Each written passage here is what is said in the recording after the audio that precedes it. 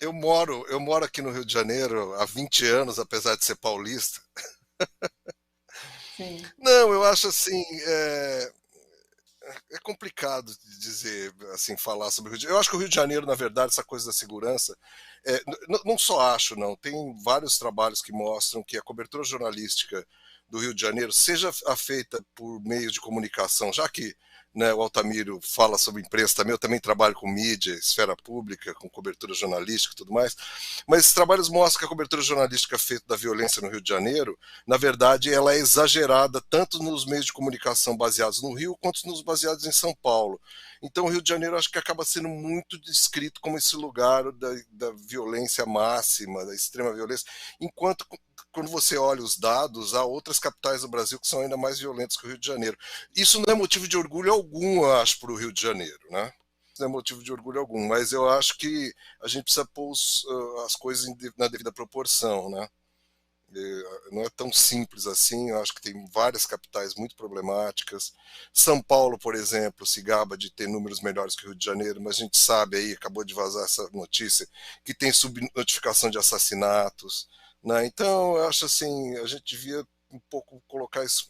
Quem estuda a coisa mesmo, coloca isso sob uma perspectiva um pouco mais complexa. Eu acho que não é tão simples assim, não. João, seguinte, acho que faz todo sentido isso que você diz, a partir inclusive de monitoramento de informações que nos chegam pela imprensa, seja tradicional, seja alternativa de fato. Aí tem uma questão também, Uhum. acho que das redes sociais. As redes sociais alimentam muito conteúdo também relacionado à violência e ao ódio. Então, isso acaba chegando com mais facilidade a todos nós também pelas redes sociais. Então, é claro, essa violência ela tem impacto maior, seja na imprensa, seja nas redes. Então a gente faz uma visão a partir disso que nos chega. Mas como o Miro disse, e como você provavelmente também sabe, é uma cidade linda, tem muita coisa, tem muita cultura, tem muita coisa bacana. É só essa impressão que nos fica sempre que a gente fala sobre Rio de Janeiro.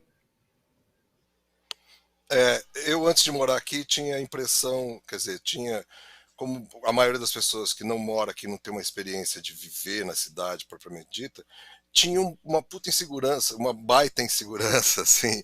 Tinha medo de ir no caixa eletrônico, andar na rua, tal, não sei o quê. Com o tempo eu fui me tocando. É claro que, veja bem, eu moro na Zona Sul, que é o lugar, tem essa coisa do território também. A Sim. violência é muito territorializada, veja bem. Então, na Zona Sul, assim, é super seguro. Eu me sinto mais seguro do que andar em São Paulo à noite, por exemplo, ou de dia que seja. Eu acho São Paulo uma cidade que passa muito mais insegurança, inclusive nas áreas mais nobres de São Paulo. O Rio de Janeiro não, talvez tenha uma segregação maior da violência, por isso que eu estou falando que a coisa é complexa, está entendendo? Perfeito. Você sabe, a gente recebeu um comentário aqui que acho que tem tudo a ver. A Noêmia Maria Pérez falou: o problema maior que reflete em todas as áreas da sociedade, é claro, daí em todo o país, é a desigualdade social. É isso. João, vamos falar sobre o seu livro. Vamos conversar sobre o Pô, livro. Deixa eu pegar aqui o título de novo, que minha conexão caiu. Eu perdi aqui, inclusive, quer que eu as minhas mostre ele anotações. aqui, ó? Está aqui na tela já. Olá, a história do conceito de Latin América Ah, nos é. Estados Unidos. América Latina, explica pra gente. A princípio, a gente acha que é um conceito isento É. de questões relacionadas à raça, à localização, mas não. Você coloca a partir de pesquisa que tem muito embutido aí nesse termo América Latina. Conta mais pra gente. Então, assim, eu começo o livro, na verdade, com o que se diz, como se chama por aí, um experimento de pensamento, né? Eu convido o leitor a fazer o seguinte exercício. Pega esse termo aí, América Latina. O que você acha que ele significa, na verdade? Ah, a pessoa fala assim, não, chama América Latina porque ele diz respeito aos países, né, que falam línguas derivadas do latim, não é verdade? Aí, assim, tá legal, então é isso. Tem na história do conceito, que depois eu vou mostrar qual foi a história exata desse conceito. Então vamos ver se isso se aplica também aos países que moram na América que falam outras línguas. Por exemplo, os Estados Unidos. Os Estados Unidos falam inglês, certo? Então, se os Estados Unidos falam inglês, a gente podia falar que os Estados Unidos é América Britânica, Ou melhor, a América Britânica não é tão bom assim, porque seria como falar que o Brasil é a América Portuguesa, como se falava no Brasil colônia. Na verdade, o latino diz respeito à língua de origem do português, não é isso? Então, o inglês pertence à família das línguas germânicas ou teutônicas. Aí, se a gente fosse aplicar a mesma regra, então a gente se referiria aos Estados Unidos como América Teutônica ou América Germânica.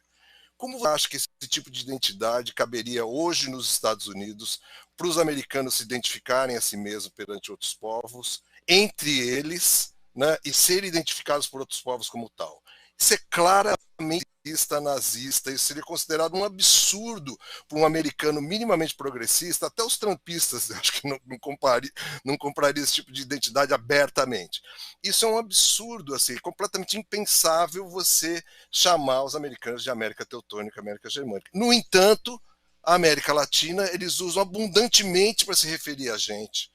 Né? Muitas das pessoas aqui embaixo, no sul, né? Se a gente pensar no mundo virado, de cima é o norte, embaixo é o sul, compra isso ingenuamente, como se fosse uma coisa destituída de significado. Quando você vai ver, aí eu parto para examinar a história desse conceito, né? Desde o século XIX até os dias de hoje. E você vê que ele historicamente está ligado à criação do vocabulário racista no século XIX. A primeira vez que foi usado, na verdade, foi por um francês, não americano, né? Num projeto de colonização da América, do novo continente, novo mundo, na verdade, que a França tinha o Napoleão III, e o objetivo era submeter as raças inferiores, que eles chamavam de raças latinas, por isso a América Latina. O termo já entra no final do século XIX no inglês e é usado no mesmo sentido, porque, inclusive, até recentemente, até a Segunda Guerra Mundial, existia uma percepção entre a intelectualidade que coisas como raça e língua e temperamento dos povos andavam juntas, entendeu? Eram coisas que não eram muito dissociáveis. Então, não existe uma origem linguística pura desse conceito. Você está entendendo? E aí, né, eu mostro vários dos usos desse conceito de América Latina antes dele se tornar, a partir da segunda metade do século XX, um conceito das ciências sociais, né, que fundaram as Latin American Studies, os usos da América Latina. Tem todas as universidades, né, professores, alunos dedicados ao estudo da chamada América Latina. Na linguagem comum, até a segunda metade do século, assim, abundam basicamente 3 tipos de preconceitos contra a América Latina. Assim, o primeiro deles, que eu diria que é o mais gritante, é o racial, né?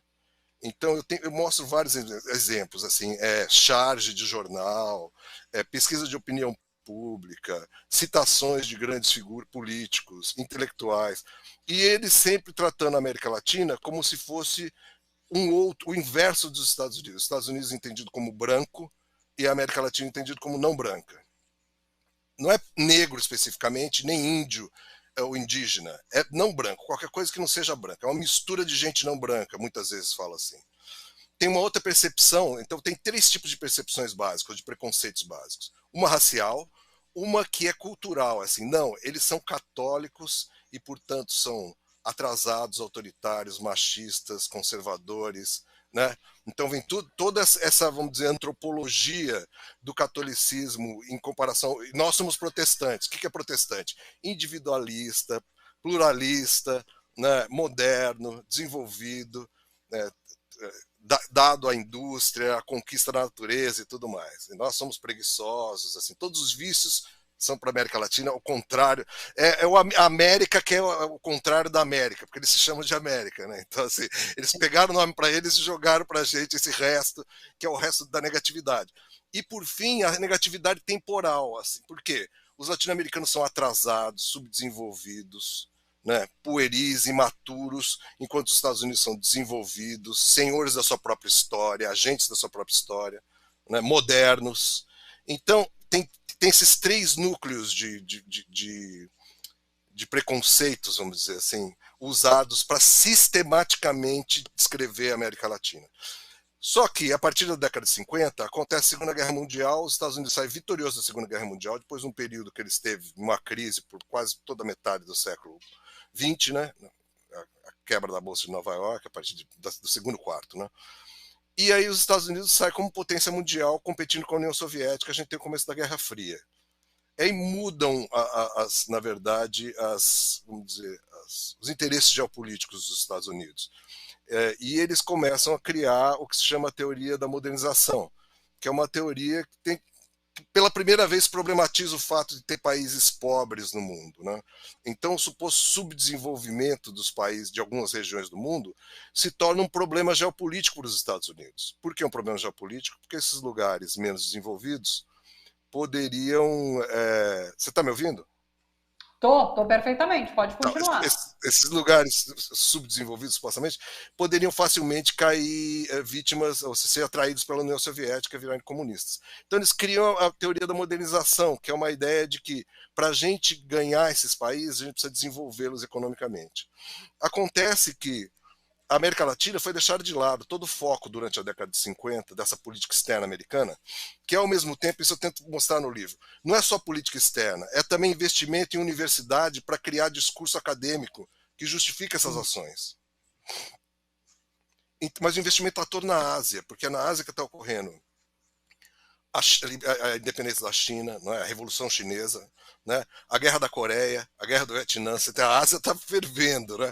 E a União Soviética está ali em cima, é a tampa da Ásia. Então, eles estavam todos concentrados lá. Só que em 1959 ocorre uma coisa chamada Revolução Cubana. E aí, pela primeira vez, depois os Estados Unidos voltam, de fato, um interesse enorme para a chamada América Latina, né? E começam a trabalhar essa ideia de modernização em relação à América Latina, com textos. E aí, nessa eu mostro como esse conceito, que vem da linguagem comum, prende preconceitos, ele é pego, adaptado e adotado pelas ciências sociais e vira teoria sobre a América Latina nas ciências sociais. Então, a primeira dela foi a teoria da modernização. Uma das coisas que desaparece quase que completamente do texto é a raça, as percepções raciais como marcador dessa inferioridade, entendeu?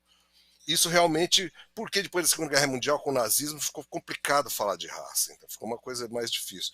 Só que o que permanece é essa ideia de que a América Latina é atrasada porque ela é culturalmente católica, culturalmente diferente. Essa é a teoria da modernização. Né? Esses caras são subdesenvolvidos, eles são autoritários, não são democratas, não são, porque eles são católicos e a cultura católica é uma cultura presa na hierarquia da igreja, no passado medieval. Então toda a teoria da modernização é baseada nisso. O que a gente precisa fazer? A gente precisa promover o desenvolvimento aí. Aí tem vários textos de como fazer isso, né? No mundo e na América Latina. Só que na década de 60, logo depois... Oi, pode falar. Não, na verdade, complemente seu pensamento para a gente finalizando, mas complementa que você ia completar. Não, só que já durante a década de 60, a política externa americana, na verdade, estava à frente da academia, porque eles já estavam apoiando golpes de Estado, né, na América Latina, por toda a América Latina. Então, à medida que os países da América Latina iam caindo um por um e adotando regimes autoritários, eles reverteram, a Academia Americana criou uma nova abordagem, que é estudo da estabilização política, na qual eles defendiam que a modernização estava errada, porque você desenvolver economicamente um país, na verdade, vai criar pressão por democratização, e como eles são muito tradicionalistas, as estruturas políticas não vão dar conta disso, e o país vai cair em revolução, vai cair em guerra civil, que pode tornar o país comunista. Samuel Huntington é um dos principais autores dessa nova onda. E aí, qual que é a receita? A receita é o seguinte: apoiar regimes autoritários na região, desde que eles sejam alinhados com os Estados Unidos. Daí vem essa política clara do imperialismo americano que deu no que deu, inclusive com interferências aqui na América do Sul e várias ditaduras, né? João, o assunto é muito interessante, mas eu não tenho muito tempo. Então, assim, vamos marcar uma próxima conversa para, inclusive, a gente ir para o próximo capítulo após esse plano dos Estados Unidos de interferência política aqui na América Latina.